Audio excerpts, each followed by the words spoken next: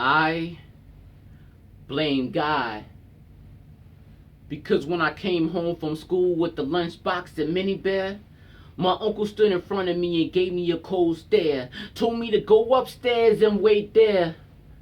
I did just that, but curiosity had me scared. More scared than being locked in a casket filled with tarantulas there. As he came upstairs and entered my room, his smile was cold. He stared at me and told me to take off my clothes, but I said no. So he forced it off me and told me to do as I told.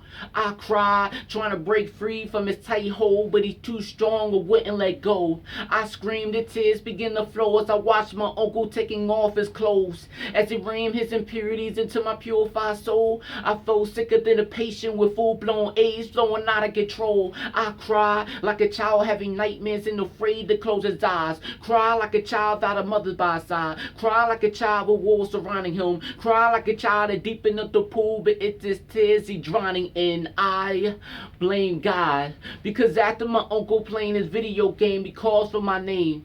I be hiding under the bed praying that his mind has changed, but it never goes my way, so God is who I blame. Because I'm being dragged on the floor, he treats me like one of his whores as he videotapes me for a sexual gain. Every time I look at him, my stomach turns his back on him. It's like the devil on my shoulders, I'm running laps with him. Cutting my tongue gave me reason why I can't chat with him. And when he think about molesting me, I pray that his manhood and everything else collapse with him. I blame God.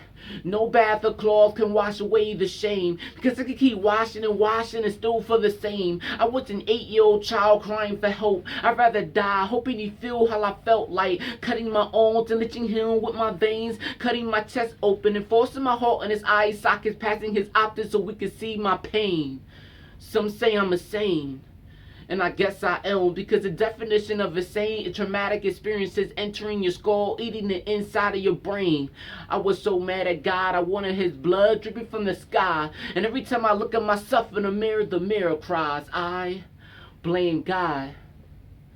Every time I'm near him, I get to throw up.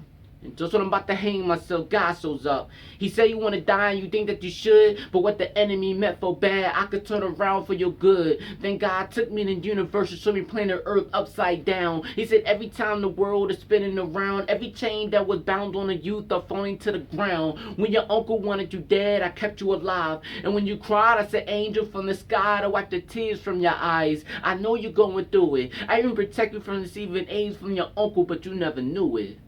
You thought I abandoned you, but your thoughts are not in my thoughts, either your ways, my ways. Wisdom, I love you, and I would never leave you or nor forsake you. And before you entered your mother's womb, being victorious in every area of your life is how I created you.